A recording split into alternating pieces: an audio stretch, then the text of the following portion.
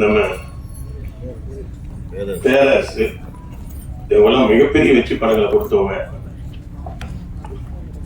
மங்கை Harirajan serial cinema ரெண்டுலையும் வெற்றி படம் கொடுத்தவர். இன்னும் நண்பர் தயாரிப்பாளர்கள்லாம் இருக்காங்க, எல்லாருமே தெரிஞ்சவங்க தான். எல்லா பேரையும் நான் சொல்லிட்டா நான் எப்பயுமே கூட்டத்தில் வந்து கடைசியாக தான் போவேன். எல்லாத்தையும் கேட்டுட்டு இன்னைக்கு முதல்ல அவசர அவசரமா நான் ஒரு அப்பாயின்மெண்ட்டுக்காக போக வேண்டியதுனால நான் தனித்தனியாக பேர் சொல்ல முடியல. இந்த வள்ளிப்படி வெள்ளிமலை வேலன் வந்து படம் வெற்றி பெறணும். இது வந்து எடுக்கப்பட்டது வந்து இங்கன்னு சொல்லி கேள்விப்பட்டேன். நம்ம ஊர் வள்ளிமலை, வேலூர் பக்கத்தில் இருக்கிற வெள்ளிமலையில, அது எங்க ஊர் திருவண்ணாமலைக்கு பக்கத்தில் இருக்கிற ஊர். இது இப்போ ஏதோ சில முருகன் சீசன் நினைக்கிறேன். இப்போ அதாவது ஒரு பக்கம் அரசியல்வாதிகளும் பார்த்தீங்கன்னா முருகன் மாநாடு போட்டுட்டு இருக்காங்க, மாறி மாறி போடுறாங்க இல்லையா. டெல்லியில் இருக்கிறவங்க கூட விடுறதில்ல முருகன், அகில உலக ஃபேமஸ் முருகன். இந்த சீசன்ல முருகன் பேர் வச்சதால அவர் வெற்றி பெறுவார்னு எனக்கு தோணுது. முருகன் தான் இப்போ சூப்பர் ஸ்டார். இந்த சூழ்நிலை ஆன்மீகத்திலையும் சரி, அரசியலையும் சரி, சினிமாவுக்கு வந்துட்டாரு. அந்த வகையில இந்த படம் வெற்றி பெறும். இதை போடும்போது நீங்க விளம்பரம் போடும்போது கூட அப்படி ஓரமா ஒரு வேல் போட்டிருக்கீங்க, அது கொஞ்சம் முருகர் கூட கொஞ்சம் ஒன்று போட்டுருங்க ஓரமா. அதாவது ஆன்மீக படம் மாதிரி இருக்கக்கூடாது, ஆனா முருகர் ஏதோ உங்க எம்பலம் மாதிரி இருக்கட்டும். அதுக்கு வந்து சீசன் இருக்கு. அதனால இந்த படத்துல இருக்கிற கதாநாயகி தயாரிப்பாளரி கதாநாயகி எப்பயுமே வந்து கதாநாயகன்னா எல்லாம் எம்ஜிஆர் சரோஜா தேவி மாதிரியே இருக்கணும்னு அவசியம் இல்லை. அந்த படத்துக்கு பொருத்தமா இருக்கணும். அந்த படம் எடுக்கிறது கிராம படம்னா கிராமத்துக்கு பொருத்தமா இருக்கணும்.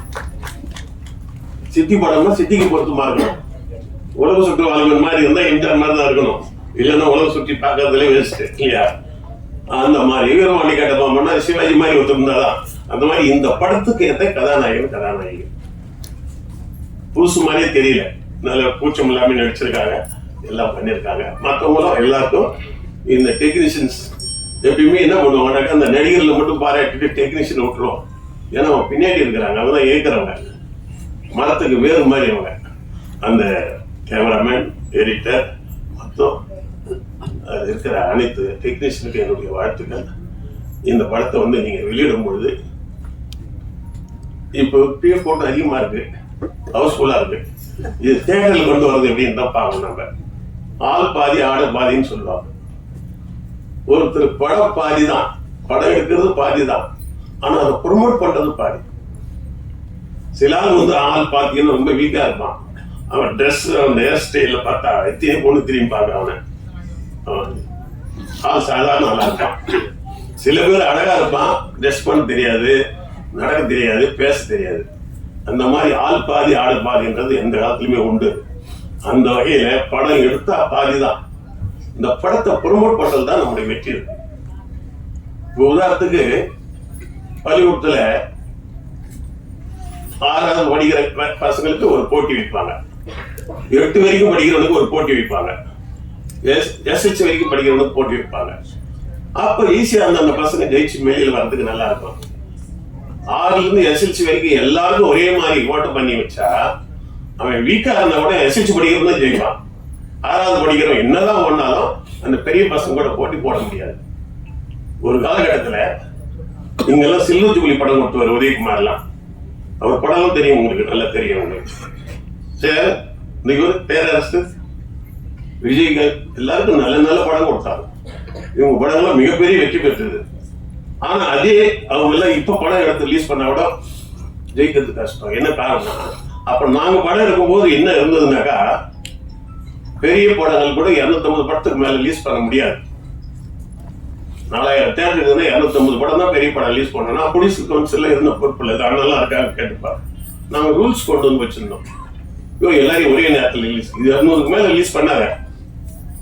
அப்புறம் மீடியமா படங்கள் 100 படம் தேட்டர், சின்ன சின்ன படங்கள்லாம் 50 தேட்டர்னு விட்டா என்ன ஆகுதுன்னா எல்லாருக்கும் தேட்டர் கிடைக்கும். நீங்க என்ன பண்ணிட்டாங்கன்னா கேட்டை திறந்து விட்ட மாதிரி விட்டுட்டு ஒரு படம் பெரிய படம் ரிலீஸ் ஆனா 2000 தேட்டர், மொத்த தேட்டர் நீயே போட்டா அப்புறம் மீதி பேருக்கு எப்படி தேட்டர் கிடைக்கும்? அப்ப நீ தேட்டர் போடுறாங்க. போடுற சமீபத்தில் ஒரு வெற்றி தேட்டர் நண்பர் ஒரு ஓனர் சொன்னார், ஒரு படம் ஒண்ணு நல்ல படங்க சின்ன படம் போட்டேன், 2வது வாரம் நல்லா வந்தது, திடீர்னு ஒரு பெரிய படம் வந்துருச்சு, அது தூக்கி போட்டேன். அந்த பெரிய படம் வந்துட்டா எப்பயுமே ஒரு பெரிய வசூல் வரும்னு போட்டோம். பார்த்தா அது 2 வாரம் கூட ஓடல. மறுபடியும் அந்த தூக்கி போட்டு சின்ன படத்தை தூக்கி போட்டு அது 4 வாரம் ஓடிச்சிருக்காரு. இது எப்படி ஆகி போச்சு பாருங்க. ஆக பெரிய படங்கள் சின்ன படங்களை ஒன்னா வர்றதை விட அழிவு சாதாரண விஷயம் இல்லை. அது எப்படின்னா 5 வயசு பையன்கிட்ட வந்து 40 வயசு பையன் வந்து சண்டைக்கு போற மாதிரி. ஆக பெரிய படங்கள் வந்து நசுக்காம இருக்கணும்னா, ஒழுங்கா இருக்கணும்னா கண்டிப்பா பெரிய படங்களுக்கு சின்ன படங்கள் வெற்றி பண்ணணும்னா, பெரிய படங்கள் வேணாம்னு சொல்ல, அது தனித்தனியா வரணும். ஜனவரியில பெரிய படங்கள்லாம் வந்ததுன்னா பிப்ரவரியில சின்ன படம் வரணும். மறுபடியும் மார்ச்ல பெரிய படம் வந்து அது ஒண்ணுக்கு ஒண்ணு கிளாஷ் ஆகக்கூடாது. இப்ப பெரிய படம் இந்த மாசம் வராது ரூல்ஸ் அப்படி இருக்குன்னா சின்ன படத்தை கூடுவான் தியேட்டருக்காரன். அவனே வந்து தியேட்டர் கொடுப்பான், அட்வான்ஸ் கொடுப்பான். நல்லா படம் ரிலீஸ் பண்ணும்போது உதய தியேட்டர் 5 லட்சம், இவங்க 5 லட்சம் கொடுப்பாங்க. இங்க அண்ணா தியேட்டர் சின்ன படம் தான், அண்ணா தியேட்டர் இவங்க அபிராமி எல்லாம் 5 லட்சம் கொடுப்பாங்க அட்வான்ஸ். இப்ப போய் நான் படம் எடுத்து வச்சிருக்கேன் கேட்டா எங்கிட்டே காசு கேட்கறாங்க, தியேட்டருக்கு முன் பணம் கொடுக்கணும்னு கேட்கறான். அதே டேரக்டர் தான் அதே இட்டு கொடுத்தவங்க. என்ன காரணம்னாக்கா மொத்த இப்போ ஒரு கதவை திறக்கிறோம், பெண்களுக்கு வந்து ஒரு பக்கமா போங்க, ஆண்கள் ஒரு பக்கமா போங்க, குழந்தைகள் ஒரு பக்கம். பள்ளிக்கூடம் விட்டாங்க என்ன எப்படி கொடுறாங்க ஸ்கூல்ல, சில்ட்ரன்ஸ் சின்ன பசங்க எல்லாம் விட்ட பிறகுதான் அப்புறம் பெரிய பசங்களுக்கு டோர் திறந்து விடுறாங்க. ஏன்னா ஒன்னா போனா சின்ன பசங்களை மெரிச்சிடுவாங்க எல்லாரும். அப்படிலாம் இல்லாம மொத்தமா அப்படியே மாடு கட்டா ஆடு கட்டா திறந்து விடுற மாதிரி விட்டா படங்கள் பூரா அழிஞ்சு போயிடும். நீ எடுக்கிறது கஷ்டம் இல்லை, இதை ரிலீஸ் பண்ணும்போது நல்ல தேட்டர்களை பார்த்து ரிலீஸ் பண்ணணும். 2வது இந்த டெக்னீஷியன்ஸுங்க எல்லாரையும் நான் கேட்டுக்கிறேன், படம் எடுக்கிறது ப்ரொடியூசர் வேலை மட்டும் இல்ல, இந்த படம் நல்லா ஒண்ணா எல்லாருக்கும் வாய்ப்பு வரும். நடிகர் நடிகைகள் டெக்னீஷியன்ஸ் எல்லாரும் நீங்க இந்த படத்தை ஓட வைக்கிற வரைக்கும் நீங்க வேலை செய்யணும். படம் முடிஞ்சது கையை கழுவிட்டு வேலை பார்த்துன்னு போயிடக்கூடாது. ப்ரொடியூசர் அப்புறம் மாட்டிக்குவார். ப்ரொடியூசருக்கு பணம் வந்துச்சுன்னா தான் திரும்ப அடுத்து படம் எடுப்பாரு, உங்களை எல்லாரையும் மறுபடியும் திருப்பி அந்த டீம் ஜெயிக்க முடியும். அதனால இந்த டெக்னீஷியன்ஸ் எல்லாம் இந்த படத்தை கொஞ்சம் நேரத்துல போட்டா கூட அதை ப்ரொமோட் பண்ணி அழகா டெவலப் பண்ணி வெளியில வெற்றியை கொண்டு வரதுதான் இருக்கு. பாதிதான் நீங்க ஜெயிச்சிருக்கீங்க படம் எடுத்ததுல. ஆனா இந்த காசு எடுத்தாதான் நீ வெற்றி பெற்ற மாதிரி அர்த்தம். ஆகவே இந்த காசை திருப்பி எடுங்க. இது மறுபடியும் எல்லா இடத்துலயும் பேசும்போது சொல்லுவேன், இந்த சின்ன படங்கள் எப்பயுமே தூக்கி விடுறாங்க. பத்திரிகையாளர் தான் அவங்க பருதா போட்டு தூக்கி விட்டுறாங்க. ஆனா அவங்களுக்கு ஒரு பாலிசி இருக்கு. பெரிய ஆளுங்கிட்ட சரி ஏதோ பெரிய பெரிய படம் எடுக்கிறவங்க கவர் கொடுத்து வாங்கிக்குவாங்க. சின்ன ஆளுங்கிட்ட அதிகமாக டிமாண்ட் பண்ண மாட்டாங்க, தூக்கி விட்டுருவாங்க. ஏன்னா அவங்களுக்கு ஒரு ஐடியா இருக்குல்ல, என்னெல்லாம் சின்ன படங்கள்லாம் நிலை சொல்லி சுந்தரராஜன் போன்றவர்கள்லாம் என் படத்தை பத்தி ரொம்ப அதிகமா சொல்லி கூடுதலாவே சொல்லிடுவார். எப்படி இருக்குதுன்னாக்கா சூப்பர் சூப்பர், அவங்க பெரிய ஆளா போயிட்டாங்க ஓவரா சொல்லி படத்துக்கு வியாபாரம் உருவாக்கி விட்டுறாரு. இந்த பிஆர்ஓங்களோ பத்திரிகையாளர்கள் நினைச்சா சின்ன படங்களை ப்ரூஸ் பண்ணலாம். இந்த படம் வெற்றி பெறணும், திரும்ப நீங்க படம் எடுக்கணும். ஒரு தடவை முதல் போட்டா திரும்பி அந்த முதல் வந்தாதான் அடுத்த படம் எடுக்க முடியும். ஒரு தடவை முதல் போட்டுன்னு வச்சுக்கா போயிடுச்சுன்னா திருப்பி ஊர் பக்கமே போக முடியாது. நான் நல்லா கொடுக்கலாம், ஊர் பக்கம் சேர மாட்டேன். அந்த வகையில் இந்த படம் வெற்றி பெறணும், இது அனைவரும் நல்லா வரணும் அப்படின்னு கேட்டு தயவுசெய்து மன்னிக்கணும். நான் ஒரு அவசரமான வேலைக்கு போறதுனால தான் நான் சொல்லி வந்து கேட்க முடியல. எல்லாரும் பேசும் இருக்காங்க, எல்லாரும் பேசுவாங்க, நல்லா பேசுவாங்க. வெற்றி வணக்கம்.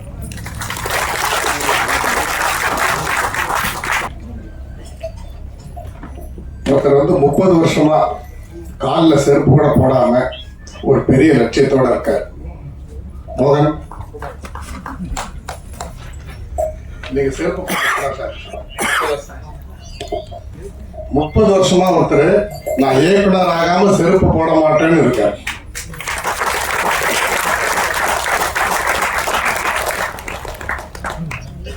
அவருடைய முயற்சி, அவர் வந்து 30 ஆண்டுகளா பல்வேறு அவர் ஒரு யூனிட்ல இருந்து கேமரா அசிஸ்டண்டா இருந்து என்னுடைய குருநாதர் ஆர் உதயகுமார் சார் படங்களெல்லாம் அவர் வந்து அசிஸ்டன்ட் கேமராமேனாக ஒர்க் பண்ணியிருக்காரு. என்னுடைய நண்பர் செல்வாவுடைய ஸ்கூல்ல அவர் இன்னைக்கு இயக்குனராக வந்திருக்காரு. அவர் வந்து ஒரு படத்தை இன்னைக்கு வந்து டைரக்ட் பண்ணியிருக்காரு. அதாவது ஒருத்தர் 30 வருடமா ஒரு மனிதர் தான் கொண்ட லட்சியத்துக்காக காலில் செருப்பு போடாம அந்த வெறியோட இன்னைக்கு அது ஒரு சக்சஸ் பண்ணியிருக்காருன்னு சொன்னா அவருக்கு அந்த வாய்ப்பு கொடுத்த தயாரிப்பாளர்களுக்கும் அவருக்கு ஒத்துழைப்பு கொடுத்த அனைவருக்கும் முதலில் நன்றி தெரிவிச்சுக்கிறேன். வி சாகர் சார் ரொம்ப அருமையா சின்ன படங்களை பற்றி ரொம்ப அழகா சொல்லிட்டு போயிட்டாரு. சில சில விஷயங்கள் வந்து இந்த இடத்துல நான் பதிவு செய்யணும்னு நான் நினைக்கிறேன். இன்னைக்கு அற்புதமான தலைவர்கள்லாம் இன்னைக்கு சினிமா கிடைச்சிருக்காங்க. பெப்சி நம்முடைய ஆர்கே செல்வமணி சார் அவர்கள், அதே மாதிரி பார்த்தீங்கன்னா இயக்குனர் சங்கத்துக்கு எங்கள் இளம் இயக்குநர்கள் எஜமான் ஆர் உதயகுமார் சார், செயலாளர் பேரரசு சார், நம்மளுடைய நண்பர் மங்கை அரியராஜன் போன்றவங்கலாம் இன்னைக்கு எல்லாருமே இருக்காங்க. சில வருத்தமான விஷயங்கள் வந்து இந்த இடத்துல நம்ம பதிவு செய்யலாம் ஆகணும். என்னன்னா, நிறைய பேர் சினிமாவில் இருக்கிறாங்க, அவங்களுக்குள்ள சினிமா இல்லை. சினிமா இல்லாதவங்க சினிமாவில் எக்கச்சக்கமாக சம்பாதிக்கிறாங்க. சினிமாவுக்காக கஷ்டப்படுறவங்க எல்லாரும் அம்மா உணவகத்தில் சாப்பிட்டுக்கிட்டு ஒன்றுமே இல்லாமல் ஊருக்கு போக முடியாமல் ரொம்ப வேதனையான ஒரு விஷயத்தில் இருக்கிறாங்க. படம் எடுத்த தயாரிப்பாளர்கள் இப்போ டைரக்டர் சொல்லிட்டு இருந்தாரு, அவங்க படம் எந்த தேட்டர் ரிலீஸ் ஆகுதுன்னு அவங்களுக்கே தெரியல, தகவல் தெரிஞ்சு ஓடி போய் பார்க்குறாங்க, அப்படி ஒரு நிலை இருக்கு அப்படின்னு சொல்றாரு. இதுல வந்து பாத்தீங்கன்னா வந்து படத்தை விட பாப்கார்ன் விலை ஜாஸ்தியா இருக்கு, பாப்கார்னோட பார்க்கிங் விலை ஜாஸ்தியா இருக்கு. இதுல வந்து ஒரு ஃபேமிலியோட ஒருத்தர் படம் பார்க்கறோம்னா 2000 ரூபாய் தேவைப்படுது. அது முடிஞ்சு அந்த குழந்தைங்களோட அவன் ஒரு மாணவரையோட வீடு போய் சேர்றமான கிடையாது. அவனை வெளியில அனுப்புறது பார்த்தீங்கன்னா அவன் கேஎஃப்சியில பூந்து ஏகப்பட்ட ஹோட்டல் வழியா போய் காம்ப்ளெக்ஸ் கூட சுற்றி அவன் வெளியில போறதுக்குள்ள ஒரு வழி ஆயிடுவாங்க. இப்படிப்பட்ட ஒரு சூழல் தான் இந்த இடத்துல இருக்கு. இதுல வந்து பாத்தீங்கன்னா எப்படி வந்து சென்சார் ஒரு மக்கள் பார்த்து முடிவு பண்ண வேண்டிய ஒரு விஷயத்த ஒரு தனி குழு கூப்பிட்டு எப்படி முடிவு பண்றாங்களோ அதே மாதிரி நிறைய விமர்சனங்கள் பார்த்தீங்கன்னா மக்கள் முடிவு பண்ணி ஒரு படத்தை சொல்றது வேற, மக்களை போக விடாமே வந்து அதுக்கு முன்னாடி கருத்தை சொல்றேன்னு சொல்லிட்டு அதுலயும் நிறைய பெய்டு ஜேர்னலிசம்னுடைய ரொம்ப அவங்களுடைய ஆக்கிரமிப்பு ஜாஸ்தி ஆயிட்டு நிறைய படங்களை வந்து பார்க்கறதுக்கு, ஏன்னா இவங்க என்ன பண்ணிடுறாங்கன்னா இவ்வளோ எக்ஸ்பென்ஸுங்கிறதுனால பார்க்கலாமா வேணாமான்னு முடிவு பண்ணிட்டு போற ஒரு சூழல் வந்து கொண்டாந்து வச்சிடறாங்க. அப்படி போறதுக்கு காரணம் அவ்வளோ எக்ஸ்பென்ஸ் ஆகிறது தான் காரணம். அதனால வந்து செலக்ட் பண்ணி போகலாம், பெரிய ஹீரோஸ் படம்லாம் போய் ஆகணும், மற்றதெல்லாம் பார்த்துட்டு போகலாம். வீசேகர் சொன்ன மாதிரி ஒரு படம் சின்ன படம் வந்து அது நல்ல படம் அருமையான படம்ன்ற டாக்கு ஜனங்களுக்கு வந்து அவங்க போகும்போது பார்த்தா தேட்டரில் இருக்கிறது கிடையாது. இன்னைக்கு வந்து சினிமாவுக்கு சம்மந்தம் இல்லாதவங்களாம் சினிமாவில் சம்பாதிச்சுட்டு இருக்காங்க. உதாரணத்துக்கு பார்த்தீங்கன்னா புக் மை ஷோ, ஒரு ரயில்வேல பார்த்தீங்கன்னா ஒரு கூப்பனில் 5 டிக்கெட் புக் பண்ணலாம். 5 டிக்கெட்டுக்கான ரிசர்வேஷன் சார்ஜஸ் பார்த்தீங்கன்னா வெறும் 10 ரூபாய் தான் சர்வீஸ் சார்ஜஸ். ஆனால் புக் மை ஷோவில் ஒரு குடும்பத்தில் 10 பேர் படம் பார்க்குறாங்கன்னா 10 பேர் 30 ரூபா தரணும். இது எவ்வளோ ஒரு கொடுமையான ஒரு விஷயம். நம்ம ஒரு 200 ரூபா கொடுத்து ஒரு படத்துக்கு போகிறோம்னு சொன்னால் அதில் ப்ரொடியூசருக்கு போகிற காசு எவ்வளோ? நான் அந்த படத்துக்காக தான் போகிறேன், அந்த தேட்டருக்காக நான் போகிறதில்லை, நான் படத்துக்காக தான் போகிறேன். அந்த இயக்குனரை விரும்பி போகிறேன், அதில் நடிகரை நம்பி போகிறேன், அந்த படத்துக்காக நான் போகிறேன். ஆனால் அதில் போடுற ஸ்லைடுக்கும் அதில் போடுற ஆடுகளுக்கும் ஏதாவது நம்ம ப்ரொடியூசருக்கு யாருக்காவது சம்மந்தம் இருக்கா? எதுவுமே கிடையாது. இன்னும் சொல்ல போனால் நம்மளுடைய காப்பிரைட் பிரகாரம் ஒரு படம் ஃபர்ஸ்ட் ஹாஃப் முடிஞ்சு செகண்ட் ஹாஃப் நடுவில் ஒரு சைலன்ஸ் இருக்கணும். நம்ம ஸ்கிரிப்ட்லேயே டைரக்ஷனில் டிஸ்கஷனில் ஃபர்ஸ்ட் ஹாஃப் செகண்ட் ஹாஃப்னு போய்க்கிறது, டுவர்ட்ஸ் கிளைமேக்ஸ் ஸ்ட்ரெயின் ஆகிடும், இங்கே காமெடி வரணும் அது வரணும், இதெல்லாம் பண்ணுறது இருக்கு. ஆனால் இப்போ பார்த்தீங்கன்னா அங்கேயே ஆர்டர் பண்ணுறதும் படம் பார்த்துட்டு இருக்கும்போது எடுத்து இந்த டெலிவரி பண்ணுறதும் இதை ஒரு பாப்கார்ன் தின்றதுக்கும் பெப்சி குடிக்கிறதுக்கும் தான் நம்ம போகிற மாதிரி அந்த இடத்துல இன்னைக்கு கார்பரேட்டுடைய தேட்டர்ஸ் அப்படி தான் இருக்கு. அதெல்லாம் வந்து பார்த்தீங்கன்னா உங்களுக்கு வந்து நான் ஸ்டாப்பாக கேப்பே இல்லாமல் நடுவில் ஆடு போடுறது, ஸ்லைடு போடுறது, ஒரே ஷவுட்டிங்கு. ஆக்சுவலாக பார்த்தா இதுக்கு யாராவது ஒருத்தர் வந்து இது பெரிய லெவலில் வந்து கேஸ் போட்டு தடுக்கணும் இது எல்லாத்தையும். ஏன்னா கம்பல்சரி 15 மினிட்ஸ் வந்து சைலன்ஸ் இருக்கணும், அதுக்கப்புறம் தான் செகண்ட் ஹாஃப் ஸ்டார்ட் பண்ணணும், அதுதான் ரூல். இந்த மாதிரி சில விஷயங்கள் எல்லாத்தையும் வழிமுறைப்படுத்தணும். சம்மந்தம் இல்லாத வந்து ஒரு டெக்னாலஜி இருக்கிறவங்க சம்பாதிக்கிறதும் புக் மை ஷோல் இருக்கிறவங்க சம்பாதிக்கிறதும் அவ்வளோ இருக்கு. ஃபிலிம் ஃபெஸ்டிவல் வந்து திரைப்படம் சம்மந்தப்பட்டவங்க தான் எடுத்து நடத்தணும். கவர்மெண்ட் வந்து 80 lakhs கொடுக்குறாங்க. ஒரு இண்டோ ஃபிலிம் அப்ரிசியேஷன் ஃபவுண்டேஷன் சொல்லி ஒரு ஃபிலிம் லவர்ஸ் ஆரம்பித்த ஒரு சாதாரண அமைப்பு. அவங்க வந்து வருஷம் ஃபிலிம் ஃபெஸ்டிவல் இதே சென்னையில் பண்ணுறாங்க. சினிமா சம்மந்தப்பட்டவங்களுக்கு கூட அதில் எந்த ப்ரியாரிட்டியும் இல்லை, அவங்க அதை வச்சுக்கிட்டு சம்பாதிக்கிறாங்க. அதுக்கு கவர்மெண்ட் 80 lakhs கொடுக்குது. அப்போ எதுவுமே வந்து சினிமாவில் இருக்கிறவங்களுக்கும் சினிமாவில் சினிமாவில் கஷ்டப்படுறவங்களுக்கும் எதுவுமே கிடைக்கிறது கிடையாது.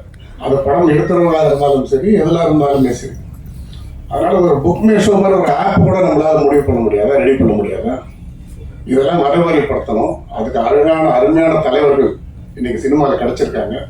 பாருங்க, காலையிலேருந்து பேரரசு சார் இங்கே இருக்காரு தொடர்ச்சியா. நான் கூட சொல்லுவேன், எங்கள் குருநாதர் டைரக்டர் சாருக்கெல்லாம் உதயகுமார் சாருக்கெல்லாம் இங்கே ஒரு ரூம் ரெடி பண்ணி கொடுத்துருங்க, அவர் இடையில வீட்டுக்கு எங்கேயாவது போயிட்டு வரட்டும். நிறைய படங்களுக்கு எந்த நடிகர்களை வந்து அவங்கள ப்ரொமோட் பண்றதுக்காக தாலியை வித்து நகை அடமான வச்சு ஒரு தயாரிப்பாளர் படம் பண்ணி எல்லாம் செய்யறாங்களோ அவங்களே அவங்க படம் ப்ரமோஷனுக்கு வர்றது கிடையாது, நிறைய பேர் வர்றது கிடையாது. ஆனா அப்படி இருக்கும்போது சம்பந்தமே இல்லை, ஒரு சின்ன படம் கஷ்டப்பட்டு பண்றாங்க, இவங்க சப்போர்ட் பண்ணுறதுக்காக ஒரு இயக்குனர் சங்க தலைவர் இன்னைக்கு எவ்வளவு பெரிய ஹிட், நடிகர் திலகம்ல இருந்து இன்னைக்கு இருக்கக்கூடிய எல்லா சூப்பர் ஸ்டார்களையும் இயக்கிய ஒரு திரைப்பட கல்லூரியிலிருந்து வந்த ஒரு இயக்குனர்னா அது வந்து ஆர் உதயகுமார் சார் தான். அப்படிப்பட்ட இவ்வளவு பெரிய ஒரு ஜாம்பவான் இன்னைக்கு இயக்குனர் சங்க தலைவராகவும் இருக்காரு. அவரு, பேரரசு சாரு, இவங்க எல்லாரும் இன்னைக்கு வந்து ஒரு படம், அது யார் படம் என்ன அதெல்லாம் எதுவுமே தெரியாது. ஒருத்தர் கஷ்டப்பட்டு பண்ணியிருக்காங்க, அவங்களுக்கு நம்ம சப்போர்ட்டா இருக்கணும், துணையா இருக்கணும் அப்படிங்கிறதுக்காக அவங்களாம் இந்த இடத்துக்கு வந்திருக்கிறாங்க. அதே மாதிரி இன்னொரு ஒரு வேண்டுகோள் வைக்கிறேன் உதயகுமார் சாருக்கு. புரட்சி தலைவி ஜெயலலிதா அம்மா இருக்கும்போது இந்த அரசு சார்பில் அம்மா திரையரங்குன்னு ஒரு கான்செப்ட் கொண்டு வந்தாங்க. இது ரொம்ப சின்ன படங்கள்லாம் நிச்சயமா வந்து ஓடக்கூடிய ஒரு சூழல் வந்து அமையறதுக்கான ஏற்பாடு பண்ணாங்க. எப்படி வந்து நிறைய தேட்டர்ஸ்ல வந்து எவ்வளவு ரேட் ஏற்றினாலும் 10 ரூபாய் டிக்கெட்டுங்கிறது வந்து கம்பல்சரின்னு சொல்லி அதுக்குன்னு ஒரு கேட்டகரி வச்சாங்களோ அது இன்னைக்கும் தேட்டர்ல வச்சிருக்காங்க. ஆனா அந்த 10 ரூபாய் டிக்கெட் வந்து யாருக்கும் தரதில்லை. அது யாருக்கு தராங்கன்னா வித்து உங்களுக்கு அந்த ஃபுட்டு கூப்பனோட தான் தருவாங்க. படம் பார்க்குற டிக்கெட்டு 10 ரூபாய்னா கூப்பன் 400 ரூபாய் அப்படிதான் அது தராங்க. அது வேலையில யாருக்கும் தரதில்லை, அவங்களுக்குள்ளே கொடுத்துக்குவாங்க. ஆனா அந்த அம்மா திரையரங்குன்ற கான்செப்ட் அவங்க கொண்டு வந்து இம்ப்ளிமெண்ட் பண்ணும்போது அவங்க உடம்பு சரியில்லாமல் போயிடுச்சு, அதனால அது நின்று போச்சு. அது மட்டும் வந்திருந்தா இன்னைக்கு வந்து இந்த தேட்டர் டாமினேஷன்ங்கிறது இந்த அளவுக்கு வந்திருக்காது. எல்லா படங்களும் ஓடுறதுக்கான ஒரு தளம் அது வந்து ஏற்படுத்தி தரும். அந்த கான்செப்டை இன்னைக்கு இருக்கக்கூடிய தலைவர்களாக சேர்ந்து திருப்பி கொண்டு இம்ப்ளிமெண்ட் பண்ணி கொண்டு வந்தோம்னா நிச்சயமா சின்ன படங்களுக்கும் வந்து எல்லா தியேட்டர்ஸும் கிடைக்கும். இன்னொன்று வந்து தான் பெரிய ஸ்டாரு, தான் அடுத்த முதலமைச்சர் ஆகணும் அப்படிலாம் கனவு காண்றாங்க நிறைய பேர். அப்படி உண்மையே அவ்வளோ பெரிய ஸ்டாரு, அவங்களுக்கு அவ்வளோ ஃபேன்ஸ் இருக்கிறாங்கிறது உண்மையாக தான் அவங்க வந்து 11 மணி ஷோ, 2 மணி ஷோ, காலையில் 10 மணி ஷோவில் அவங்க படத்தை போடுறதுக்கு கொண்டு வரணும், ஒத்துக்கணும். அதை விட்டுட்டு பிரைம் ஷோஸு, பிரைம் தியேட்டர்ஸ் எல்லாம் வந்து அவ்வளோ பெரிய பெரிய ஸ்டார்களை எடுத்துக்கிட்டு கஷ்டப்பட்டு ரொம்ப போராடி வர சின்ன படங்களை எடுத்துகிட்டு போயிட்டு காலையில் 11 மணிக்கு தர்றது, 10 மணிக்கு தர்றது, மத்தியானம் 2 மணிக்கு தர்றது தான் எப்படி வந்து படத்து வருவாங்க.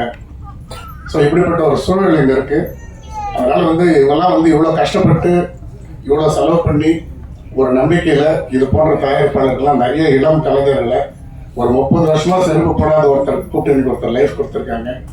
இவ்வளோ டெக்னீஷியன்ஸ் இன்னைக்கு வந்து இந்த படத்தை மூலமாக கொண்டு வந்திருக்காங்க. இவங்கெல்லாம் வந்து வெற்றி பெற்றாங்கன்னா இவங்களுக்கெல்லாம் முதலீடு பண்ண படங்கள் திருப்பி வந்துச்சுன்னா இதே மாதிரி இன்னும் நிறைய பேர் அவங்க உருவாப்பாங்க. நிறைய பேர் வர தான் இந்த துறையை வளரும். வெற்றிங்கிறது 2 வகை இருக்கு. எல்லாரையும் கூட்டிட்டு போய் ஜெயிக்கிறது ஒரு வெற்றி, எல்லாரையும் கொண்டுட்டு ஜெயிக்கிறது ஒரு வெற்றி. அலெக்சாண்டர் போன்றவங்க எல்லாரையும் கொண்டுட்டு ஜெயிச்சவங்க, நபிகள் நாயகி மேசனார் போல எல்லாரும் கூட்டிட்டு போய் ஜெயிச்சவங்க. கூட்டிட்டு போய் ஜெயிச்சவங்க தான் வணங்கப்படுவார்கள்.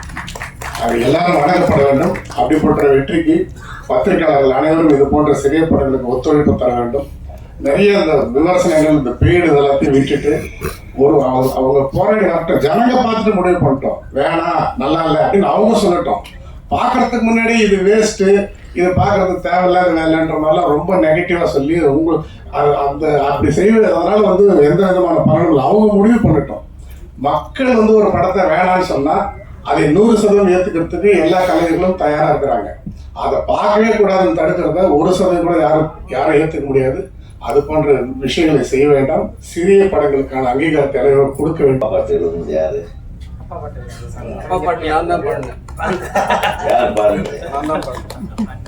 நம்ம எஸ்.என். சுரேந்திரன் அவர்கள் வருகை தந்திருக்கிறார். சரி அப்பா சுரேந்திரன் எப்ப பார்க்குது? என் படத்துல 5 விரல் கெஞ்சதடி பாட்டு பாடினார் ஒரு தடவை. நான் என்னுடைய முதல் படத்துல நான் இவருக்கு பாட வாய்ப்பு கொடுத்தேன். அப்ப தெரியாது இவருக்கு தான் விஜய்க்கு மாமான்னு தெரியும். இவர் கல்யாணத்துக்கு என்ன ப்ரோக்ராம் பாடினேன். அதுக்கு நன்றியை தெரிவிக்கிற விதமா என்னுடைய ரிசப்ஷன்ல இவர் வந்து பாட்டு கச்சேரி பண்ணி கொடுத்தாரு. காசு வாங்க அதான் சிறப்பு. அப்படி நண்பர்கள் நாங்க. ஸோ பார்த்தீங்கன்னா சினிமா எவ்வளோ அழகான லிங்க்குகள் இருக்குது பாருங்க, இதில் அழகான உறவுகள் இருக்கு. அதனால் போகிற போக்கில் எல்லாம் பண்ணுங்கன்னு சொல்லிட்டு போகிறதில்ல, பண்ணுறதுக்கு வழியே சொல்லணும். அந்த இது முன்னாடி பேசிட்டு போனார் என் அன்பு சகோதரர், குடும்ப படங்களை தயாரித்து இயக்குவதில் பெயர் போன திரு வி சேகர் அவர்கள் சொன்னார். அவர் படம் பண்ணுறப்போ இருந்த சூழ்நிலை, இப்போ படம் பண்ணுறப்போ இருக்கிற சூழ்நிலை, அப்போ படம் வெளியாகிறது இருந்த சூழ்நிலை, இப்போ இருக்கிற சூழ்நிலை, இது காலங்காலமாக மாறிட்டே இருக்கும். ஆனால் இப்போ ரொம்ப மோசமாக மாறி இருக்கு. அதான் மேட்ரு. எல்லாரும் இதெல்லாம் நீங்கள் கரெக்ட் பண்ணணும்னு அவர் சொல்லிட்டு போயிட்டார். அதே மாதிரி பத்திரிகையாளர் சங்க தலைவர் திரு சுபாஷ் அவர்கள் வந்து இப்படியெல்லாம் இருக்கு, பாப்கார்னுக்கு தான் மெயின் என்ட்ரன்ஸே, பாப்கார்னு கடையில் வழியாக தான் கூப்பிட்டு போகிறாங்க, அப்புறம் வரும்போது திருப்பி ஹோட்டல் வழியாக கூப்பிட்டு வராங்க, எல்லாம் காட்டுவாங்கப்பா, நம்ம அதுக்கெல்லாம் மயங்கக்கூடாது. அப்புறம் இந்த சினிமாவை வந்து சினிமா சம்மந்தப்பட்ட ஆள்கள் எதுவுமே அனுபவிக்கிறது இல்லை, சினிமாவுக்கு சம்மந்தம் இல்லாமல் இருக்குது. இதெல்லாம் யார் பண்ண வேலை? இதெல்லாம் கவர்மெண்ட் பண்ண வேலைங்க. கவர்மெண்ட் தான் வந்து இதுக்கு துணை நின்று இது எப்படி கரெக்ட் பண்ணணும்னு செய்யணும், எந்த கவர்மெண்ட்டாக இருந்தாலும். சினிமாக்காரனுடைய வியாபாரத்தை சினிமாக்காரன் பார்க்கணும், அரசியல்வாதி வந்து சினிமா வியாபாரம் பார்த்தா சரியாது, அது இப்படித்தான் இருக்கும். அதையே ஓப்பனாக சொல்ல மாட்டேன்றீங்க. சினிமாக்காரன் அந்த காலத்தில் நம்ம திரைப்படங்கள் ஒரு இயக்குனர், உதவி இயக்குனர் உட்காந்து கதை பண்ணுவோம், தயாரிப்பாளர் கதை ரெடிங்களா, அவுட்லைன்னு ஹீரோ கிட்ட சொல்லிட்டீங்களா, ஹீரோ அவ்வளோ சீக்கிரம் கதையெல்லாம் ஓகே பண்ண மாட்டாங்க. அப்புறம் ப்ரொடியூசர் கேட்பாரு, எல்லாம் எல்லாருமே கேட்பாங்க. அப்புறம் எங்கள் சில ப்ரொடியூசர் எதுக்கும் ஒரு வார்த்தை, நம்ம டிஸ்ட்ரிபியூட்டர்கிட்ட ஒரு தடவை ஒரு நாள் சொல்கிறீங்களாம்பா. அந்த டிஸ்ட்ரிபியூட்டர்களுக்கு கூட அந்த கதை ஞானம் இருக்கு.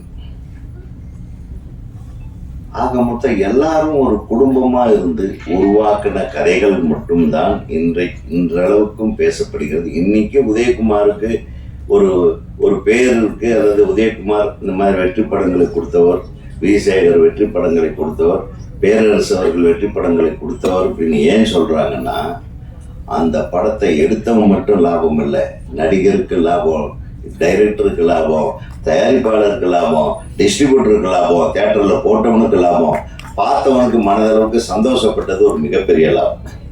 இத்தனை பேர் லாபம் சம்பாதிச்சதுனால தான் அந்த படத்தை எடுத்த இயக்குனரோ, அந்த படத்தை தயாரித்த தயாரிப்பாளரோ, அந்த படத்தில் பணியாற்றிய கலைஞர்களுக்கோ, தொழில்நுட்ப கலைஞர்களுக்கோ இன்றளவுக்கும் பெயர் இருக்கிறது. இப்போ இது எப்படி ஈக்குவலாக டிஸ்ட்ரிபியூட் ஆச்சு? அதுக்கு பத்திரிகையாளர்கள் தான் மெயின். ஒரு படத்தை நான்லாம் வந்து சின்ன கவுண்டர் படத்தை எல்லா பத்திரிகையாளர்கிட்டையும் இன்டர்வல் வரல கதையை சொல்லிட்டேன். எங்கே கூப்பிட்டு பொள்ளாச்சியில் ஒரு ரூம் போட்டு எல்லாத்துக்கும் ஒரு 40 பேர் இருப்பாங்களா? எப்படி நம்ம 20 பாருங்க கணக்காக சொல்கிறாங்க. அத்தனை பேருக்கு கதை தெரியும். இன்னைக்கு எந்த டைரக்டராவது ஓப்பனாக கதையை எவ்வளோ சொல்ல முடியுமா? சொல்லுங்க. அது யாருக்கிட்ட சொல்லியிருக்கேன்? என்னுடைய பத்திரிகை நண்பர்களை பத்தி எவ்வளவு கண்ணியமானவர்களாக இருந்தோம். அப்ப இன்னைக்கு இல்லையா? இன்னைக்கு ஒரு சிலர் கண்ணியமாக இல்லை. அதனால மற்றவங்க கண்ணியமா இருக்கிறதா இருக்கக்கூடாதான்னு தெரியாத கன்ஃபியூஷன் இருக்காங்க. சினிமா எங்கே சரி செய்யப்பட வேண்டுமோ, ஒரு சினிமாவுக்கு வந்து அந்த காலத்தில் சொல்லுவாங்க, இந்த பராசக்தியே எடுத்துக்கங்க, ஒரு 10-15 நாள் ஷூட் பண்ணிட்டு இந்த படமெல்லாம் வேண்டாம் அப்படின்னு ஏவி மேப் செட்டியார் சொல்லிட்டார். சிவாஜி வேண்டாம், இந்த படத்தை அப்படியே தூக்கி போடுங்க. அப்புறம் இன்னொரு இணை தயாரிப்பாளர், அவர் பேர் என்ன, பெருமாள் முதலியார், அவர் வந்து படத்தை பார்த்துட்டு இல்லை சிவாஜி தான் இருக்கணும், இந்த படத்தை திருப்பி எடுக்கணும், அப்படி ஒரு கருத்து மோதல்கள் வந்து அதன் விளைவாக ஒரு நல்ல விஷயங்களை, ஒரு நல்ல ரிசல்ட்டை கொண்டு வந்து ஒரு படத்தை உருவாக்க காலங்கள் வேற. இன்னைக்கு தயாரிப்பாளருக்கு என்ன அவங்க படம் எடுக்கிறாங்கன்னு அவர்களுக்கே தெரியல. பெரிய படங்கள் இருக்கிற தயாரிப்பாளர்கள் அப்படி தெரிஞ்சுக்கணும்னு ஆசைப்பட்டாங்கன்னா அவங்க படம் பண்ண முடியாது. புரியுதா? இப்ப யாருக்கு தெரியும்? ஆண்டவனுக்கு தான் தெரியும். சரி, அப்படி இல்லை. சின்ன படங்கள் அவன் வந்து அந்த தொப்புள் கொடியிலிருந்து அப்படியே போட்டு வளர்த்து எடுத்து அதை எப்படியாவது ஒரு கதை பண்ணணும், இப்படி ஒரு கதை பண்ணோன்னே அவன் தவம் இருந்து கொண்டாந்து அது ஒரு நல்ல படத்தை ஒரு நல்ல தயாரிப்பாளர் கிடைச்சி பல கஷ்டங்களுக்கு நடுவில் ஒரு படத்தை தயாரித்து முடிச்சவங்க தியேட்டர் கிடைக்கிறது இல்லை. தியேட்டரு இந்த மாதிரி தியேட்டர் கிடைக்காததுக்கு காரணம் என்ன? இந்த டிக்கெட் விற்கிறதுக்கு காரணம் என்ன? ஏன் அதை இது எல்லாம் சரிப்படுத்தக்கூடிய ஒரே ஒரு ஆள் சினிமா இண்டஸ்ட்ரியில் அரசாங்கத்தையும் விட தயாரிப்பாளர் தான். இன்னைக்கு அந்த தயாரிப்பாளர் சங்கம் எப்படி இருக்கு பாருங்க, பாவமா. தயாரிப்பாளர்கள் சங்கம்ன்றது எப்படி இருக்கணும்னா எல்லா சங்கத்துக்கும் தலைமை தாங்கிற ஒரு அற்புதமான அவங்க வந்து முடிவு பண்ணுங்க. தயாரிப்பாளர் தான் எல்லாத்துக்கும் தலைவர் ஒரு சினிமாவுக்கு. ஒரு மிகச்சிறந்த தயாரிப்பாளர்கள், அதான் சொன்னேன். அந்த காலத்துல வந்து நான் எடிட்டிங் பண்ணிட்டு இருந்தேன். சுஜாதாஸ் எடிட்டிங்னு சொல்லுவாங்க. திரு பாலாஜி அவர்கள் இயக்குனர், தயாரிப்பாளர் பாலாஜி அவர்களுடைய ஆஃபீஸ் இங்கே எக்மோரில். அப்போ அசிஸ்டண்ட், நம்ம எடிட்டிங், நம்ம படத்தோட எடிட்டிங்கு சுபாஷ் அவர்கள் அசிஸ்டண்ட். அப்போது அவருடைய ரூமை கிராஸ் பண்ணி தான் நான் எடிட்டிங் போவேன். சார், நான் எந்த டைமுக்கு வர்றேன், எந்த டைமுக்கு போகிறேன்னு என் அசிஸ்டன்ஸுங்களுக்கு தெரியுதோ இல்லையோ, என் தயாரிப்பாளருக்கு தெரியுதோ இல்லையோ, நான் கரெக்டாக காலையில் 7:30 மணி 8 மணிக்கு அங்கே இருக்கிறேன்னா, உதயகுமார் 8 மணிக்கு வந்துடுவார், அவர்கிட்ட இந்த சாவியை கொடுத்துருன்னு சொல்லி கொடுத்துட்டு போவார் பாலாஜி சார். நான் எதுக்கு சொல்ல வரேன்னு கேளுங்க. ஒரு நாள், சார் என்ன சார் இப்படி, நான் 8 மணிக்கு சரியாக வருவேன்னு உங்களுக்கு எப்படி சார் தெரியும்? நீ உழைப்பாளி, நீ உன் படத்துக்காக எப்படி உழைக்கிறேன்றது எனக்கு தெரியும். நான் உன் ப்ரொடியூசருக்கே ஃபோன் பண்ணி சொன்னேன், அவர் 8 மணிக்கு இங்கே தான் இருப்பார், நீங்கள் வாங்க அப்படின்னு சொன்னேன் அப்படின்னு சொல்லுவார். அப்போ அவர்கிட்ட நெருக்கமாக உட்காந்து பேசும்போது தான் தெரிஞ்சுக்கிட்டேன். அவர் ஆஃபீஸில் உட்காந்துருப்பார், அவருடைய படப்பிடிப்பு எங்கேயோ நடந்துட்டு இருக்கும். சிவாஜி, லலிதாம்மா இவங்கெல்லாம் நடிச்சிட்டு இருப்பாங்க. ஒரு இயக்குனர் வந்து இயக்கிட்டு இருப்பார். அந்த படம் காலையில் 11 மணிக்கு என்ன காட்சி எடுக்கிறாங்கன்னு அவர் இந்த ரூம்ல இருந்து சொல்லுவார். எந்த ஷாட் எடுத்துட்டு இருப்பாங்க, 11 மணிக்கு அந்த சீன் ஆரம்பிச்சிருவாங்க, 2 மணிக்கு இந்த சீனு, கரெக்டாக 5 மணிக்கு என்னப்பா ஷூட்டிங் முடிஞ்சிருச்சான்னு இங்கேருந்து ஃபோன் பண்ணுவார். ஊட்டியில் இருந்தாலும் சரி, கொடைக்கானல் இருந்தாலும் சரி. எப்படி நான் கரெக்டாக சொல்கிறீங்க? இல்லை, எனக்கு டைரக்டரை பற்றி தெரியும். அவர் கரெக்டாக அந்த டைமில் எடுத்து அந்த டைமில் எத்தனை ஷாட் எடுக்கிறாருன்றது முதல்ல எழுதி கொடுத்துட்டு போகிற டைரக்டர்களும் அதை தெரிந்து கொண்டிருக்கிற தயாரிப்பாளர்களுக்கு இந்த இண்டஸ்ட்ரி. இன்னைக்கு எத்தனை தயாரிப்பாளர்கள், சினிமானா என்னன்னே தெரியாத தயாரிப்பாளர் நிறைய பேர் இருக்காங்க. இங்க வந்து மாட்டிக்கிட்டு தெரிஞ்சுக்கணும். இவங்களாலதான் எதுக்கு நம்ம டியூபுக்கு எவ்வளவு காசு கட்டுறோம், டியூப்னா என்னன்னே தெரியாத தயாரிப்பாளர்கள் தான் இங்க இருக்காங்க.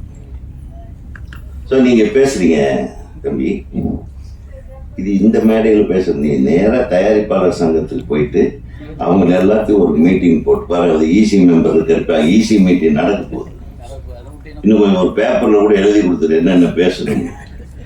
ஸோ சினிமா காப்பாற்றப்பட வேண்டும். நான் என்ன சொல்ல வரேன்னா, நானும் ஈசி மெம்பராக இருந்தேன். ஒரு 10-15 5 தடவை 4 தடவையோ இருந்தேன். 5ஆவது தடவை இருந்தால் தான் திருப்பி என்னை நிற்க முடியும், இல்லைன்னா நிற்க முடியாதுன்னு சொல்லி என்னை விரட்டி அடித்தார். நான் ஒருத்தர் தான் கொஞ்சம் குரல் கொடுத்துட்டு இருந்தேன், அதையும் கேட்டுட்டேன். நீ கேட்குறியா இந்த கேள்விகள்லாம் நான் கேட்டது. ஒரு புக் மை ஷோவை ஒரு தயாரிப்பாளர் சங்கத்தில் ஒரு சர்வரை வச்சு நம்ம பண்ண முடியாதா? நம்ம கிட்ட காசு இருந்தால் இயக்குனர் சங்கம் பண்ணிடும், பண்ண முடியும். ஆனால் அதுக்குள்ள ஒரு சின்ன வியாபாரம் இருக்கு. இந்த புக் மை ஷோவில் விற்கிற டிக்கெட்டில் வர்ற வருமானம், ஒரு டிக்கெட்டுக்கு 30 ரூபாய்னு வாங்குறாங்கன்னு சொல்றீங்களே, அந்த 30 ரூபாயில யார் யாருக்கு கமிஷன் போகுதுன்னு ஒரு கணக்கு இருக்கு. அதெல்லாம் ஓப்பனாக சொல்லக்கூடாது, அசிங்கம். நம்ம மூஞ்சியில் நம்மளே சேருவாங்க பூசுற மாதிரி ஆகிடும். ஸோ இதெல்லாம் நிறைய விஷயங்கள், தீர்க்கப்படாத விஷயங்களை தீர்த்து வைப்பதை விட்டு தேவையில்லாத விஷயங்களை கிளறி கொண்டு நமது தயாரிப்பாளர் சங்கம் வந்து இந்த மாதிரி கொஞ்சம் சரியில்லாமல் நீங்கள் செயல்பாடு சரியாக இருந்திருந்தால் நாங்கள்லாம் ஜாலியாக இருப்போம். டைரக்டருக்கு வேலையை நான் ஒரு படம் பண்ணேன், கிழக்கு வாசன் ஒரு படம், சத்யஜோதி தியாகராஜன் அவர்கள் தயாரிப்பாளர். நம்ப மாட்டீங்க சார், நான் காலையில் 7 மணிக்கு என் கதவை தட்டுவார், நான் குளிச்சுட்டு வருவேன். குட் மார்னிங் உதயம்பார். பார்த்தா ஒரு ஷார்ட்ஸும் பனியனும் போட்டு எங்கே சார் கிளம்புன, நாங்கள் இப்போ தான் லொக்கேஷன்லேருந்து வர்றோம் பார். 6 மணிக்கா? இல்லை நீங்கள் எந்த லொக்கேஷனில் ஷூட் பண்ணுறீங்களோ அது வரையில் நாங்கள் ஜாகிங் போனோம், நான் என் பிரதரும். இன்வால்மெண்ட் அவர் அப்படித்தான் சார். இன்னைக்கு 3 சீனா சார்? சொல்ல முடியாது சார், 4 சீன் எடுத்தாலும் எடுப்பேன் சார். 3 சீனே நல்லா எடுங்க சார் அப்படின்ட்டு போயிடுவார். நான் வந்து 3 சீன் எடுப்பேன், 3.5 சீன் எடுப்பேன், 4 சீன். எனக்கு அவருக்கு என்ன காட்சிகள் எடுக்கிறோம் அப்படின்றத முதல்லயே படப்பிடிப்புக்கு போகிறதுக்கு முன்னாடியே முழு கதையும் அவர்கிட்ட சொல்லிடுவேன், முழு காட்சியும் சொல்லுவேன். இந்த காட்சி இப்படி தான், இது கொஞ்சம் இதை டெவலப் ஆனாலும் ஆகும், இது கொஞ்சம் கம்மியானாலும் ஆகும், ஜாஸ்தியானாலும் ஆகும். எந்த விதமான இடர்பாடும் இல்லை. எவ்வளவு நாள் படப்பிடிப்புன்னு போடுறோமோ அவ்வளவு நாளுக்குள்ள படப்பிடிப்பை முடிச்சுட்டு கையில் கொடுத்துட்டு வந்துக்கிட்டே இருக்கும். அந்த மாதிரி தயாரிப்பு இணக்கமான தயாரிப்பாளர்களும் புரிந்து கொண்டு ஒரு படத்திற்கு எவ்வளவு நாட்கள் கால்ஷீட் தேவை, எந்த நடிகரை வைத்து எடுத்தால் எவ்வளவு நாட்களுக்குள்ள எடுக்க முடியும், எவ்வளவு இரவு காட்சிகள், எவ்வளவு பகல் காட்சிகள், கரெக்டாக கணக்கு போட்டு பண்ற டைரக்டர்களும் இருக்கிற வரையும் சொல்ல வர 10 கோடி போடுறது கூட ஆளுங்க இருக்காங்க. சரி போட்டுறான், இதை கொண்டு போய் எங்கே யாருக்கிட்ட கூவி விற்கிறது? அந்த காலத்துல எல்லாம் நம்ம பொண்ணுமணி படம் எடுக்கும்போது நான் வந்து பூஜை போட்ட அன்னைக்கு அட்வான்ஸ் கொண்டாந்து கொடுத்தாங்க. நான் பொள்ளாச்சியில் ஷூட்டிங் எடுத்தேன், டெய்லி ஒரு டிஸ்ட்ரிபியூட்டர் பணம் அனுப்பிட்டே இருப்பாங்க, படம் எடுத்துகிட்டே இருப்போம். இப்போ யாருக்கிட்ட போய் கேட்பீங்க? அப்புறம் ரிலீஸ் எங்கே ரிலீஸ் ஆகுதுன்னே தெரியல. இப்போ நல்ல வேலை இந்த கடந்த ஒரு 10-15 நாளில் ஒரு 25 படம் ரிலீஸ் ஆயிருக்கு. ஏன்னா பெரிய படங்கள் எதுவும் வரல. பெரிய முதலைகள் வந்ததுன்னா இது எல்லாம் திருப்பி எல்லாம் போட்டிக்குள்ளே போய் ஒழிஞ்சு. இது ரிலீஸ் பண்ணால் ஒரே வாரத்தில் 10 படம் ரிலீஸ் பண்ணி உங்களை நீங்களே அழைச்சிக்கிறது. எப்படி எல்லாம் கரெக்டாக பிளான் பண்ணுறாங்க பாருங்க. இனிமேல் சின்ன படங்களே ஓடாது அப்படின்றது புரியும். அந்த மாதிரியான ஒரு இதை கிரியேட் பண்ணுறதுக்காகவே ஒரு 25 படம் இந்த மாதம் ரிலீஸ். கரெக்டா? நீங்கள் எத்தனை படங்கள் பார்த்துருக்கீங்க? இனி இந்த வாரம் வந்து ஒரு 10 படங்கள் ரிலீஸ் ஆக போகுது. 10-12 படம். ஸோ எப்படி ஓடும் சொல்லுங்க? இதையெல்லாம் வரைமுறைப்படுத்துவது யார்? சாங்ஸ் போடுறாங்க, பாடல் கூட நல்லா இருந்தது. இந்த அப்பா பாட்டு குறிப்பாக எனக்கு ரொம்ப பிடிச்சது. ஹீரோ ரொம்ப யதார்த்தமாக பண்ணியிருந்தார். ஹீரோயினும் அதே மாதிரி தான் ரொம்ப சிறப்பாக நடிச்சிருந்தீங்க. அப்புறம் சண்டை காட்சி என்னது, இடி மின்னலா, வேற பேர் எதுவும் கிடைக்காம இடி மின்னல் வச்சிட்டீங்க. நல்லா இருக்கு. சண்டை காட்சி நல்லா இருந்தது. மற்றும் ஒளிப்பதிவு பிரமாதம் நல்லா இருந்தது. யாரு? மணிகண்டன். மணி நல்லா பண்ணியிருந்தீங்க. ஆல்ட்ரினோட இசையில ஷார்ட்ஸ் எல்லாம் நல்லா இருந்தது. அப்புறம் கதை திரைக்கதை எல்லாமே நம்ம மோகன் செருப்பு போடல அப்படின்றத பத்தி அவன் ஏன் இன்னைக்கு செருப்பு போட மாட்டான்? என்னைக்கு போடாத? எப்போ ரிலீஸ் அப்ப கூட போடக்கூடாது. என்னைக்கு நீ இயக்குனர் சங்கத்துல கார்டு வாங்கியோ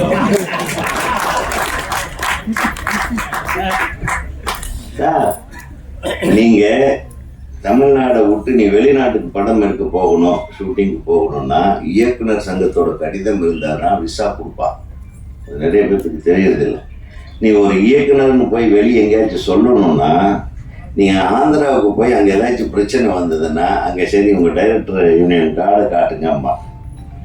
புரியுதா உங்களுக்கு? நான் சும்மா காமெடிக்காக சொல்லலை.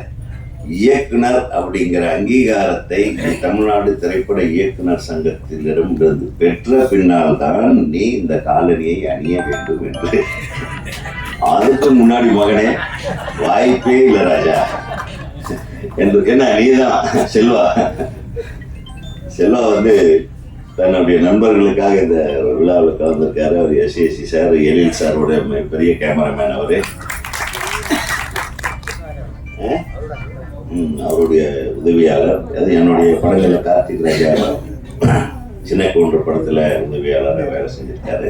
சின்ன ராமசாமி நான் நடித்த படம், அது ஏன் ரிலீஸ் ஆகலாம் கேட்காதீங்க, அது ரிலீஸுக்கு பிளான் பண்ணிட்டு இருக்கோம். ஏன் சுபாஷ்? ஆக அனைவரும் சேர்ந்து ஒரு அழகான வள்ளிமலை வேலன் படத்தை கொண்டாந்துருக்காங்க. அழகா இருக்கு டைட்டில். எங்க போறீங்க? உதவி மேனேஜர் திரு கார்த்திக் அவர்களை மேடைக்கு வருமாறு அழைக்கிறோம். திரு நாராயணன் அவர்களையும் மேடைக்கு வருமாறு அழைக்கிறோம்.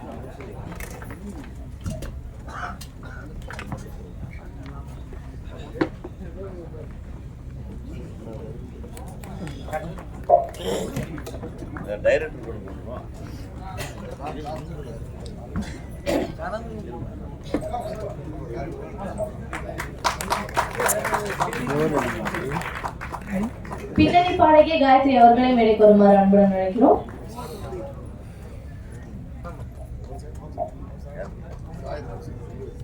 அவருக்கு சுரேந்தர் சாருக்கு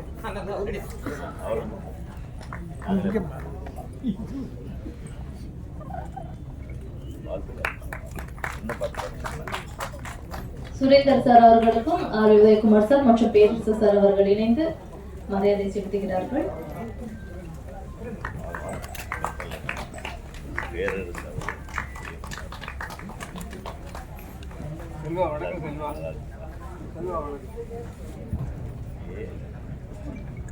thank you sir, thank you so much. ரொம்ப நன்றி சார்.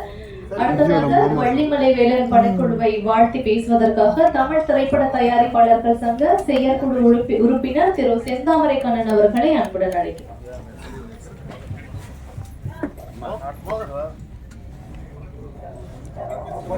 அனைவருக்கும் மாலை நேரத்தின் வணக்கம்.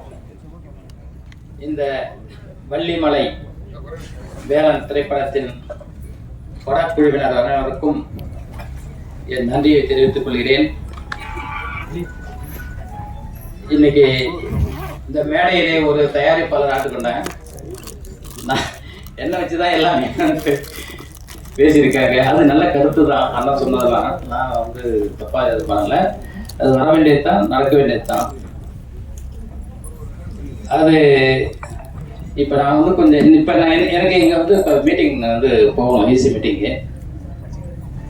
பாண்டிச்சேரி செந்தாமரை கண்ணன் நிறைய பேருக்கு இங்கே தெரியும், சில பேருக்கு தெரியாது. என் பேர் பாண்டிச்சேரி செந்தாமரை கண்ணன். நான் பாண்டிச்சேரி சேர்ந்தவன். அண்ணாவெல்லாம் தெரியும். இங்கே மும்மூர்த்திகள் மேல 3 இயக்குநர்கள் அமர்ந்திருந்தார்கள். 4வதாக எங்களுடைய மங்கை ஹரிராஜன் அண்ணனும் சேர்ந்து பெரிய இயக்குநர்கள் இங்கே இந்த திரைப்பட விழாவிலே கலந்து கொண்டு இருக்கிறதுனால நான் அதிகமா பேச முடியாது. அனைத்து அவங்க அண்ணா பேசுறாங்க. அண்ணா ஒரு கருத்து, தயாரிப்பாளர் சங்கம் நினைச்சா படம் ரிலீஸ் பண்றதையும் இயக்குநர்களும் தயாரிப்பாளர்கள் உருவாக்கலாம்னு சொன்னீங்க. எல்லா கருத்துக்களும் உண்டு. தயாரிப்பாளர்களை உருவாக்குவது யாருன்னு உங்களுக்கு தெரியும். உங்க காலங்கள் வேறங்க. நீங்க எடுத்த படங்கள்லாம் இன்றைக்கும் வைரம் பாய்ந்த மாதிரி. ஆனால் இன்று எடுக்கக்கூடிய தயாரிப்பாளர்களும் இயக்குநர்களும் வர அத்தனை படம் மூலமும் ஈசந்துருவாங்க. உங்க படம் இன்னைக்கு போட்டா கூட இன்னைக்கு எத்தனை பேர் பார்க்க. அதே போல அண்ணன் பேரரசனுடைய படங்களை போட்டா கூட இன்னைக்கு அத்தனை பிள்ளைங்களும் வந்து தியேட்டருக்கு ஏற்ற மாதிரி உட்காந்து பாருங்க. தியேட்டரை விடுங்க, வீட்டுல உட்காந்து படம் பார்க்குங்க. விசேகர் அண்ணன் படம் வந்து ஓடுதுனாக்கா வயசானவங்க மதியத்தை தூக்கத்தோட விட்டுட்டு உட்காந்து பார்ப்பாங்க. அந்த மாதிரி இன்னைக்கு அதெல்லாம் வந்து வைரம் பாய்ஞ்ச படங்கள்ண்ணே. ஆனா நாங்க எழுதுற படம்லாம் அது கிடையாதுண்ணே. அதனால வந்து இன்னைக்கு படம் ஓடல. ஏன் நல்லா எடுங்க, ஏன் எடுக்கல? ஏன் அது யாருக்கிட்ட? அது வந்து ஒரு இயக்குனர்கிட்ட தான். அதெல்லாம் கிடையாது. நீங்க வந்து தயாரிப்பாளர் சொன்ன மாதிரி நான் இயக்குனர்ல சொல்லணும்.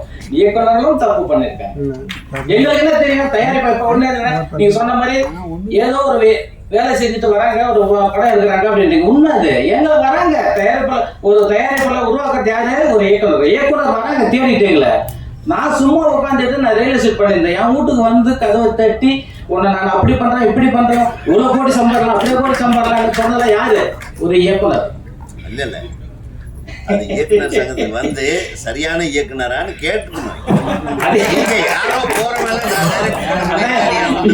இப்ப நீங்க சொன்ன மாதிரி இயக்குனர்கள் சங்கத்துல இல்லாதவங்க தான் இன்னைக்கு வெளியே சுத்துறாங்க. எனக்கு தெரியாது.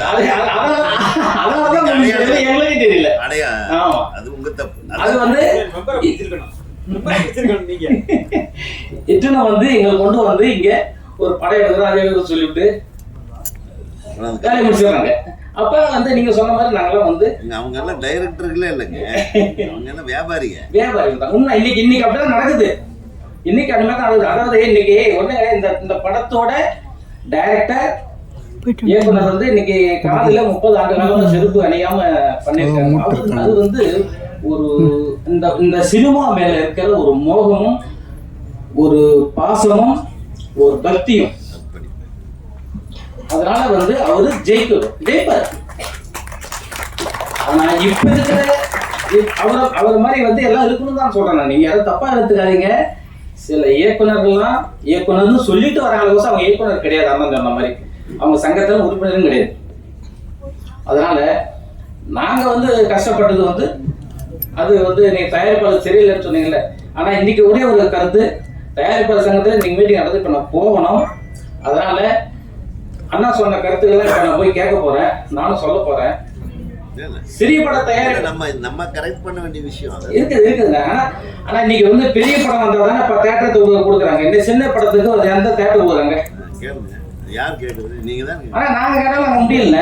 எல்லாமே வந்து நீங்க சொன்னீங்க அரசியல்வாதிகிட்ட போயிட்டு, அப்புறம் எப்படி நாங்க கேட்க முடியும்? அது கிடையாது, அரசியல்வாதிகிட்ட போறோம். இல்ல இல்ல அவர் சொன்னீங்க, பேசணும் சொல்றேன் நானு. அவர் கருத்து அவர் சொல்லியிருக்காரு, அது பதில் கருத்து நாங்களும் சொல்லுவோம்ல. அவர் வரைக்கும் அரசியல்வாதி, அது பதில் கருத்து நாங்க சொல்லுவோம்ல. சொல்லுங்க. அதாவது என்னன்னு கேட்டீங்கன்னா, இன்னைக்கு வந்து தேட்டர் வந்து கிடைக்கிறது ரொம்ப கஷ்டம் தான் சிறிய படத்துக்கு. நான் என் படத்தையே வந்து நாங்க அண்ணன் சொன்ன மாதிரி இப்ப வீசேகரான்னு சொன்ன மாதிரி ஒவ்வொரு தேட்டரா போய் என் படத்துக்கு பணம் கொடுத்து நான் போட்டேன். அதுல வந்து பணம் கொடுத்ததுன்னு பாத்தீங்கன்னாக்கா சாந்தி தேட்டர்ல மாப்பிள்ளை மட்டும்தான் எனக்கு கூட்டு பணம் கொடுத்தாரு, செக் கொடுத்தாரு. மற்ற எந்த தேட்டர்ல லாஸ் எடுத்தாங்க. நீங்க எந்த கணக்கு வச்சு பாப்பீங்க? இன்னைக்கு கூட தம்பி கூட வந்து படத்தை ரிலீஸ் பண்ணணும்னா ரொம்ப ஜாகிரதை பண்ணணும்.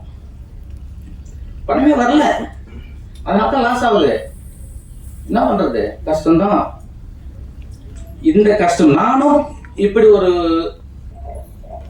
செயலை வந்து எப்படி மாற்றணும்னு கேட்டீங்கன்னா, நான் ஒரு தொழிலதிபராக இருந்து நான் ஒரு நாளைக்கு ஒரு 100 பேருக்கு வேலை கொடுக்கணும், ஒரு 100 பேருக்கு சாப்பாடு போடணுன்ற ஒரே ஒரு எண்ணத்துல தான் நான் வந்து என் குறிக்கோள் இருந்தது. அந்த குறிக்கோளுக்காக சினிமா எடுத்தாலும் நீங்க 100 பேருக்கு ஒரு நாளைக்கு சாப்பாடு போடுறீங்க, 100 பேருக்கு 100 குடும்பம் வாழும், அதனால நீங்க வாங்கினே என்னை கூட்டிட்டு வந்தார். அந்த ஒரே ஒரு எண்ணத்துக்கு தான் நான் வந்தேன். அந்த சினிமாவில் காட்டி இந்த சினிமாவில் விட்டு சினிமா வந்து கொஞ்சம் வந்து தயாரிப்பாளர்னு நான் என்ன சொல்லி தயாரிப்பாளர் சங்கத்துல போய் லெட்டர் வாங்கி அவன் பேர்ல படம் எடுக்க போட்டாங்க. சென்சார் போட்டான். அதான் டைரக்டர். நீங்க கூட்டு வந்தாலும் டைரக்டர் பேர் போட்டு அவன் தயாரிப்பு. நான் அன்னைக்கு இருந்த எங்க டைரக்டர் கேமரா பத்தி பேச மாட்டேன். யாரும் சொல்லவும் இல்லை இல்லையா?